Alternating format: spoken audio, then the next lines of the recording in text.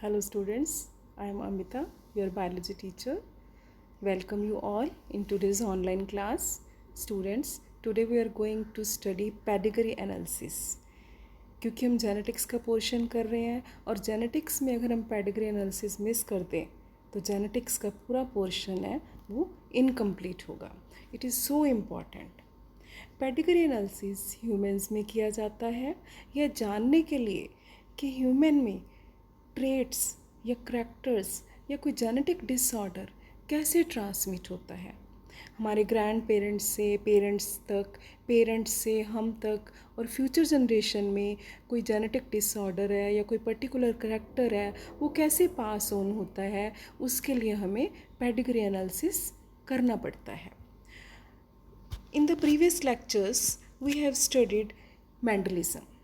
सो मैंडलिज्म में हमने देखा कि मैंडल ने ऑलमोस्ट 7 ईयर्स तक जो है अपना पी प्लांट के ऊपर एक्सपेरिमेंट्स किए थे. 28,000 पी प्लांट्स के ऊपर उसने एक्सपेरिमेंट किया ये जानने के लिए कि कौन से करैक्टर्स हैं जो नेक्स्ट जनरेशन में अपीयर होंगे, कौन से करैक्टर्स हैं जो हिडन रह जाते हैं, कौन से करैक्टर में कोई चेंज आ रहा है. सो ये सब कुछ मैंडल ने किया कंट्रोल्ड एक्सपेरिमेंट्स. बट स्टूडेंट्स, क्या हम ये कंट्रोल्ड एक्सपेरिमेंट्स ह्यूमन में कर सकते हैं? क्या हम इतनी वेट कर सकते हैं कि आने वाली 10 जनरेशन्स तक हम वेट करें कि ये करैक्टर अपीयर होगा कि नहीं? या अगर कोई जेनेटिक डिसऑर्डर है तो क्या हम वेट कर सकते हैं आने वाली जनरेशन्स में ये होगा या उनको होना चाहिए, या पास्ट में कितनी बैक जनरेशन्स तक हम जाएं कि ये था. सो it is not possible, it is not feasible कि हम कंट्रोल्ड एक्सपेरिमेंट्स करें ह्यूमन में कि ये करैक्टर्स या जेनेटिक डिसऑर्डर्स हैं वो ट्रांसमिट होंगे या नहीं होंगे. तो उसके लिए हमें पेडिग्री एनालिसिस की हेल्प लेनी ही पड़ेगी. क्या होता है कि कई बार आप या अनफॉर्चुनेटली हमें कोई प्रॉब्लम होती है या कोई डिज़ीज़ हो गया है या डिसऑर्डर हो गया है तो हम डॉक्टर के पास जाते हैं. तो डॉक्टर हमसे पूछता है, उसको कुछ आइडिया लगता है हमारे सिम्टम्स देख के कि हमसे वो क्वेश्चनिंग करता है कि क्या ये डिसऑर्डर या ये जो प्रॉब्लम आपको आ रही है आपकी फैमिली हिस्ट्री में किसी को थी, आपके पेरेंट्स को या आपके ग्रैंड पेरेंट्स को. तो कभी हम सोच में पड़ जाते हैं कि हम तो अपनी प्रॉब्लम का सलूशन लेने के लिए आए हैं, हम तो अपनी मेडिसिन लेने के आए हैं और डॉक्टर है हमारी फैमिली हिस्ट्री पूछ रहे हैं. बेटे इसके पीछे एक बहुत इम्पॉर्टेंट रीज़न है, क्योंकि उसको पता लग रहा है कि ये जो आपको प्रॉब्लम है वो जेनेटिक प्रॉब्लम है.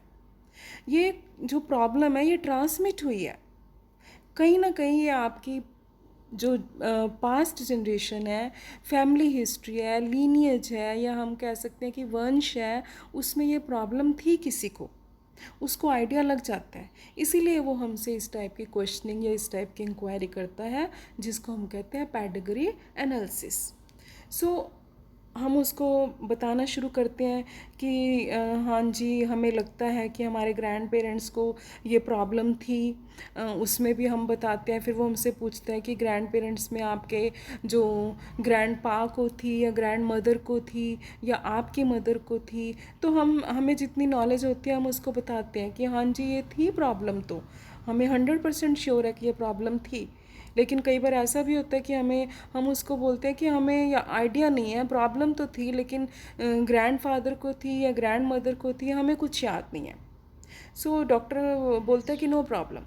तो हमने बोला कि हमारे ग्रैंड फादर को थी, लेकिन अब वो डॉक्टर अपनी फाइल पे ये नहीं लिखेगा कि ग्रैंड फादर बोला है.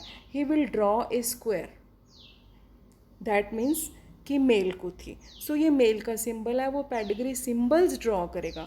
तो ये सिंबल्स हैं जो हमें भी लर्न करने पड़ेंगे कि कौन से सिंबल्स हैं ये जो पेडिग्री में यूज़ किए जाते हैं. नाउ इफ़ वी से कि ग्रैंड मदर को था तो वो सर्कल ड्रॉ करेगा. अगर हमें पता नहीं है कि मेल को था या फीमेल का था तो वो इस टाइप का स्ट्रक्चर ड्रॉ करेगा कि सेक्स अनस्पेसिफाइड. ठीक है. अगर वो मेल या फीमेल स्क्वायर या सर्कल में कलर फिल कर देता है, दैट मीन्स कि उस इंडिविजुअल को वो डिसऑर्डर या वो डिसीज़ है. Okay. Clear. Now next symbol पे आते हैं हम कि उसने स्क्वायर एंड सर्कल यानी कि मेल और फीमेल के बीच में एक लाइन ड्रॉ कर दी। इस लाइन का क्या मतलब है कि दोनों में सेक्सुअल रिप्रोडक्शन हुई है, दोनों में क्या हुआ है, मेटिंग हुई है। तो ये जो लाइन हॉरिजॉन्टल लाइन है between square and circle, male and female, इसका मतलब है मेटिंग। अगर वो डबल लाइन ड्रॉ करते हैं, हम डबल लाइन ड्रॉ करते हैं तो मतलब मेटिंग बिटवीन क्लोज रिलेटिव्स, या इसको हम कहते हैं कॉन्सेगुनस मेटिंग, कि मैरिज हुई है लेकिन between close we can say cousins. तो ये डबल लाइन लगानी पड़ेगी बीच में, ठीक है। उसके बाद हम आते हैं जनरेशन्स पे। अब मेल एंड फीमेल, उसके बाद ये वाला फ्लो चार्ट आपको दिख रहा है, इसका क्या मतलब है कि उनमें उनकी फर्स्ट जनरेशन है, ये फर्स्ट जनरेशन है। फिर उसने मेल के अंदर कलर फिल कर दिया, इसका क्या मतलब कि मेल को कोई डिजीज़ है। अगर तो ब्लैंक है तो अनअफेक्टेड है वो सिंबल। अगर सिंबल में वो कोई कलर फिल करता है तो दैट मीन्स कि उस इंडिविजुअल को डिसऑर्डर है। And 5 individuals are unaffected. ये वाला जो डायग्राम है एज इट इज़ मैंने बुक में से लिया है ताकि आपको बाद में भी अगर रिवीजन करनी है तो आप ये वाला डायग्राम बुक के साथ कंपेयर कर सकते हैं। So these are the most common symbols used in the pedigree analysis. और भी बहुत से सिंबल्स हैं लेकिन वो बहुत कॉम्प्लिकेशंस होती हैं, कॉम्प्लिकेटेड सिंबल्स हैं, कई बार कॉम्प्लिकेटेड डिसऑर्डर्स होते हैं, तो हम उनके बारे में नहीं पढ़ेंगे। But these are the basic symbols जो पेडिग्री एनालिसिस में हमें आने चाहिए।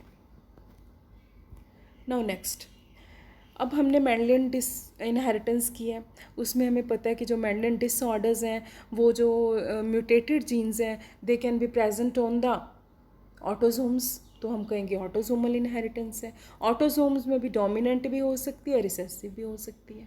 फिर हमने सेक्स लिंक्ड इनहेरिटेंस भी पढ़ी है जिसमें हमने देखा है कि मोस्टली एक्स क्रोमोसोम्स के ऊपर ही म्यूटेटेड जीन्स हैं। We can also call this type of inheritance X linked inheritance, और वो भी रिसेसिव, क्योंकि मेल जो क्रोमोसोम है, वाई क्रोमोसोम है, इसमें जो जीन्स हैं बहुत कम होते हैं। और अगर मेल पे कोई म्यूटेटेड जीन है भी तो उसमें हमें पेडिग्री में इतना आगे जाने की, इतनी इंक्वायरी करने की ज़रूरत नहीं पड़ती, क्योंकि मेल में अगर कोई जीन है क्रोमोसोम पे तो वो तो हर जनरेशन के एवरी मेल पे वो डिसऑर्डर या करैक्टर वो पास ऑन होएगा। सो मेनली हम स्टडी करते हैं एक्स लिंक्ड रिसेसिव इनहेरिटेंस। सो पेडिग्री एनालिसिस में 2 टाइप की इनहेरिटेंस हमें जो स्टडी करनी होगी, ऑटोसोमल है या सेक्स लिंक्ड इनहेरिटेंस। चलो अब हम इस पेडिग्री चार्ट को एनालाइज करके फाइंड आउट करने की कोशिश करते हैं कि ये किस टाइप की इनहेरिटेंस है, ये ऑटोसोमल है या सेक्स्ड लिंक है। सो फर्स्ट इसमें क्या है, female, this is male, male के अंदर कलर फिल किया है, that means this male is affected, इसको कोई डिजीज़ है, इसको कोई डिसऑर्डर है। इनकी मेटिंग हुई, इनके आगे 1 2 3 4 इंडिविजुअल्स हुए, इनके आगे 4 चिल्ड्रन हुए, जिसमें से आप देख रहे हो कि 2 क्या हैं, अफेक्टेड है और 2 अनअफेक्टेड है, यानी कि 50% अफेक्टेड, 50% अनअफेक्टेड। क्लियर है इतना। अब हमने ये देखना है कि ये ऑटोसोमल है या सेक्स लिंक्ड इनहेरिटेंस है। सेक्स लिंक्ड इनहेरिटेंस जब हमने की थी मेंडेलियन डिसऑर्डर्स में, कलर ब्लाइंडनेस में हमने किया था कि वो एक स्पेसिफिक पैटर्न फॉलो करती है कि पहले अगर वो मेल में है, ठीक है, अगर वो मेल में है तो किस में ट्रांसफ़र होएगी, फिर फीमेल में, फीमेल से किस में ट्रांसफ़र होएगी, मेल में। वो क्रिस क्रॉस पैटर्न फॉलो करती है, लेकिन इसमें हमें कोई इस टाइप का पैटर्न दिखाई नहीं दे रहा है। ये फर्स्ट जनरेशन में आप देख रहे हो मेल को भी हो रही है, फीमेल को भी हो रही है। उसके बाद इस फीमेल की जब शादी हुई, इसने अपनी फैमिली लाइफ स्टार्ट की, तो इसके दोनों जो किड्स हैं उसमें आ रहा है, तो दैट मीन्स ये सेक्स लिंक तो नहीं है, क्योंकि ये क्रिस क्रॉस पैटर्न को फॉलो नहीं हो रहा है, इसमें नहीं कर रहा है, तो फिर ऑटोसोमल है। ऑटोमेटिकली ये ऑटोजोमल है। तो इस टाइप से हम पेडिग्री को देख के ये आइडिया लगा सकते हैं कि ये ऑटोजोमल है या सेक्स लिंक्ड है। उसके बाद हमने देखना है कि ये डोमिनेंट है या रिसेसिव है। अब आप देखिए, इस जनरेशन में भी है, पेरेंटल जनरेशन में भी है डिजीज़, फर्स्ट जनरेशन में भी आया, उसके बाद सेकंड जनरेशन में भी आया। हर एक जनरेशन में ये ट्रेट या डिसऑर्डर पास हो रहा है। That means it is autosomal dominant trait जो कि हर जनरेशन में पास हो रहा है। अब आप बोलोगे कि इस जनरेशन में तो पास नहीं हुआ, इस वाले जो प्रोजनी में पास नहीं हुआ। बेटे हमें पता है कि we receive 1 allele from mother and 1 from father. अब ये इसमें कोई डिसऑर्डर नहीं है तो इसमें क्या होगा, रिसेसिव एलील। इसमें है तो इसमें क्या होगा, हेट्रोजाइगस होगा। हेट्रोजाइगस क्यों होगा, क्योंकि ये वाला जो फीमेल है इसने एक रिसेसिव एलील अपनी मदर से लिया और एक रिसेसिव एलील इसने अपने फादर से लिया। अगर इसके पास रिसेसिव था तो ही इस जो है एलील इसमें आया, ठीक है। सो ये क्या है, हेट्रोजाइगस टाइप की इनहेरिटेंस है। सो हम इस टाइप से पुनेट स्केल ड्रॉ करके कैलकुलेट एनालाइज कर सकते हैं। सो पेडिग्री एनालिसिस जो हमने इसमें किया तो हम इसके नोट्स बनाएंगे, लिखेंगे कि 50% if 1 heterozygous parent and 1 unaffected parent. ये वाला केस यही है कि 50% है, इसमें ये वाला इसका है जो मेल एंड 1 डॉटर, 2 अफेक्टेड है और 2 इसके अनअफेक्टेड है। दैट मीन्स ये हेट्रोजाइगस है, 1 is heterozygous and 1 is unaffected. तो उसमें क्या होगा, 50% अफेक्टेड होंगे एंड 50% क्या होंगे, अनअफेक्टेड होंगे। यही हमने बोला अपने फर्स्ट लाइन में, ठीक है। जब हमने नोट्स बनाने हैं तो हम इस तरह से लिखेंगे 75% इफ़ 2 हेट्रोजाइगस अफेक्टेड पेरेंट्स। 75% वो क्या कहना चाह रहा है कि अगर ये भी हेट्रोजाइगस है और सपोज हम इसमें भी कलर कर देते हैं, ये भी हेट्रोजाइगस है, तो इनका एक और बच्चा अफेक्टेड हो जाएगा, यानी कि 3 अफेक्टेड हो जाएंगे। 75% है वो अफेक्टेड होंगे और 1 अनअफेक्टेड होगा। 100% इफ़ 1 होमोजाइगस अफेक्टेड पेरेंट। इसमें वो क्या कह रहा है कि अगर सपोज ये होमोजाइगस है तो ये वाला एलील तो सब में आएगा, कैपिटल ए तो सब में आ जाएगा। अगर कैपिटल ए डोमिनेंट है तो ये वाले सारे ही क्या हो जाएंगे, अफेक्टेड हो जाएंगे। 100% क्या होंगे, अफेक्टेड होंगे। अगर एक इनमें डोमिनेंट होमोजाइगस है तो इस केस में वो चाहे मदर है चाहे फादर है, क्योंकि ये ऑटोजोमल डिसऑर्डर है। सो क्लियर है बेटे, आप इसको जितना ध्यान से सुनोगे, जितनी इसकी प्रैक्टिस करोगे लेक्चर के बाद, उतनी आपको क्लैरिटी होगी। और इसमें पेडिग्री ऑटोजोमल में क्या होता है कि most of the generations affected, हमने देखा है कि ऑलमोस्ट हर जनरेशन में वो डिसऑर्डर आ रहा था। मेल्स भी इफेक्ट हो रहे हैं, फीमेल्स भी इफेक्ट हो रहे हैं। मदर अगर होमोजाइगस है, मदर हेट्रोजाइगस है, फादर होमोजाइगस है, फादर हेट्रोजाइगस है उस डिसऑर्डर के लिए, तो भी ये जो है डिसऑर्डर पास ऑन होएगा। चलो हम इस पेडिग्री को एनालाइज करके आप बताओ इसमें कि किस टाइप का डिसऑर्डर, किस टाइप की इनहेरिटेंस हो सकती है। आप देख रहे हो कि फर्स्ट जनरेशन में पेरेंट्स को कोई डिजीज़ नहीं है, सेकंड जनरेशन में उनके, फर्स्ट जनरेशन में उनके 4 किड्स हुए, चारों अनअफेक्टेड। इस वाली फीमेल ने अपनी लाइफ स्टार्ट की, इसके भी अनअफेक्टेड। इस वाली फीमेल ने अपनी जब लाइफ स्टार्ट की तो इसकी एक जो है गर्ल, इसमें डिसऑर्डर आ गया। पहले वाली जनरेशन में नहीं था, ये क्या हो गया, इतनी जनरेशन्स के बाद कैसे डिसऑर्डर आ गया। तो हम कह सकते हैं कि ये जो डिसऑर्डर है, ये इनहेरिटेंस है, ये रिसेसिव इनहेरिटेंस है। हो सकता है कि इस वाली जनरेशन में रिसेसिव करैक्टर्स हों, कोई इसमें क्या है, रिसेसिव हो सकता है, और वो आफ्टर फ्यू जनरेशन स्किप करके ये वाला डिसऑर्डर पास ऑन हो सकता है। तो आपने ये देखना है कि अगर ऊपर वाली जनरेशन्स में डिजीज़ नहीं है, डिसऑर्डर नहीं है, लेकिन वो आफ्टर फ्यू जनरेशन आ रहा है, तो दैट मीन्स कि that is recessive, autosomal recessive inheritance. ये पेडिग्री से हमें पता चल जाता है। सो हम अगर नोट्स बनाएंगे तो क्या लिखेंगे कि can be inherited from unaffected parents. Parents unaffected हैं लेकिन फिर भी डिसऑर्डर आ रहा है, और फ्यू जनरेशन्स आर अफेक्टेड। सारी जनरेशन में तो पास ऑन हो ही नहीं रहा, थर्ड या फोर्थ जनरेशन में आ गया।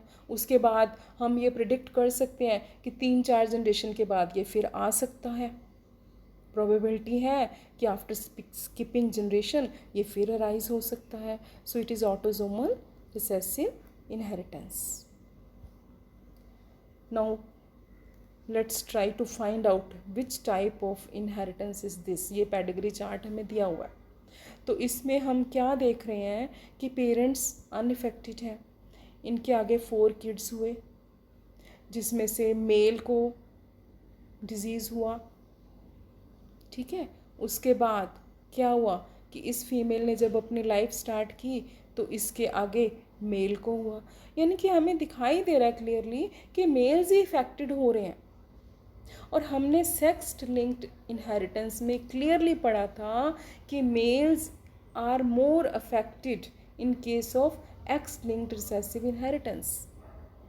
आपने बहुत अच्छी तरह किया हुआ है, ठीक है। तो हम दोबारा इसमें डिस्कस नहीं करेंगे, आप प्रीवियस लेक्चर्स को ध्यान से सुन सकते हैं। So this is X linked inheritance because only males are affected. Now let's come to another pedigree chart. अब इसमें क्या हो रहा है कि female is affected, male is unaffected. Again इनके 4 ऑफस्प्रिंग्स हैं और चारों के चारों अफेक्टेड हैं, ठीक है। चलो हम आगे एनालाइज करते हैं कि आगे वाली जनरेशन में क्या हो सकता है। आप देख रहे हो कि ये वाली फीमेल ने मैरिज की, फीमेल, इसके आगे तीनों किड्स को डिसऑर्डर, ठीक है। लेकिन जब इसी F1 जनरेशन के मेल की मैरिज हुई, उसके जो आगे 3 ऑफस्प्रिंग्स थे उनको किसी को भी वो डिसऑर्डर नहीं था। तो ये तो एक नए टाइप की इनहेरिटेंस हमारे सामने आ रही है। ये किस टाइप की इनहेरिटेंस है, लेट्स सी। अब आप कहोगे कि आप इसमें मैम फर्टिलाइजेशन का डायग्राम क्यों दिखा रहे हो। बेटे मैं इसलिए दिखा रही हूँ क्योंकि आपको स्ट्रक्चर ऑफ स्पर्म आपने ध्यान से देखा होगा जब हम चैप्टर 3 कर रहे थे, तो मिडल पीस में आपने देखा होगा माइटोकॉन्ड्रिया किया हुआ ना हमने, स्पर्म का स्ट्रक्चर। तो जब स्पर्म एंटर करता है एग में तो इसका जो माइटोकॉन्ड्रिया है वो बाहर ही रह जाता है, वो एग में एंटर नहीं करता। उसका फंक्शन इतना ही है to give movement to the sperm. जो माइटोकॉन्ड्रिया है वो सिर्फ एग का ही आगे इनहेरिटेड होता है। जाइगोट में सिर्फ एग का माइटोकॉन्ड्रिया, उस माइटोकॉन्ड्रिया के जितने भी करैक्टर्स हैं वही आगे ट्रांसमिट होंगे। और हमें पता है कि mitochondria is the organelle which has its own DNA. अगर मदर के माइटोकॉन्ड्रिया में कोई भी चेंज आया है तो वो जो चेंज है वो ट्रांसमिट होएगा हर एक जनरेशन में, चाहे वो आगे उसकी बेटी हो रही है, चाहे उसका बेटा हो रहा है, मेल फीमेल हर एक में ट्रांसफ़र होएगा अगर मदर के माइटोकॉन्ड्रिया में कोई जेनेटिक म्यूटेशन होती है, क्योंकि मेल का माइटोकॉन्ड्रिया जाइगोट के अंदर नहीं जाता। Clear? So now this is what type of inheritance? We can say it is mitochondrial inheritance, जिसमें कि मदर इन्फेक्टेड है तो आगे उसके सारे किड्स इन्फेक्ट हो रहे हैं। और अगर उसकी जो है लड़की या हम कहें कि फीमेल जो फर्दर जनरेशन्स में है वो भी आगे पास ऑन करेंगे, लेकिन जो अफेक्टेड मेल है वो पास ऑन नहीं करेगा क्योंकि उसके स्पर्म में तो माइटोकॉन्ड्रियल इनहेरिटेंस है ही नहीं। समझ लगी कि नहीं? सो this is mitochondrial inheritance can be inherited from mother only. and all the offsprings affected if mother is affected. Mother affected है तो हर एक ऑफस्प्रिंग में आएगा. फादर अफेक्टेड है इस इनहेरिटेंस से तो वो आगे अपनी जो है पास ऑन नहीं करेगा.